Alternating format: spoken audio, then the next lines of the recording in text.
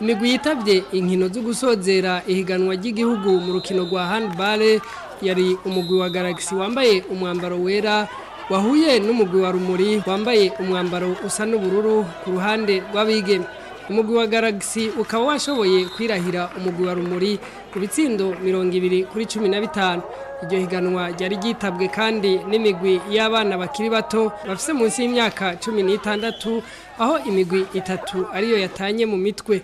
Umugwi wa Dream Team wambaye umwambaro w'amabara yera n'ay'urwatsi rutoto, umugwi wa Gitega wambaye umwambaro wera urimo amabara y'ubururu na Rutovu yambaye umwambaro utukura. Gitega yatsinze imigwi ya Dream Team na Rutovu. Dream Team nayo iraheza itsinda Rutovu. Urukino rwari rukomeye rwahuje umugwi wa SOS n'Intwari aho abakinyi berekanye bose ubuhinga ndetse bakaba bashoboye kuzibira inyuma ku buryo hinjiye ibitsindo bike cyane. Igice ca mbere kikaba carangiye ku bitsindo 6 gusa vy'umugwi wa SOS kuri 4 vy'Intwari. Umwanya wategekanijwe wagiye kurangira iyo migwi yose inganya, maze abahagarikizi baraheza barabongera umwanya wo kubatandukanya.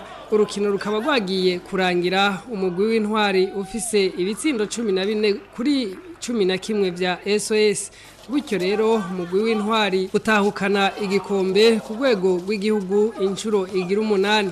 Hatanzwe ubushimwe butandukanye, imigwi yabaye iya mbere ikaba yaronse ibikombe kandi akaba ariyo izoserukira Uburundi muri urwo rukino rwa handball ku rwego rwa Afrika.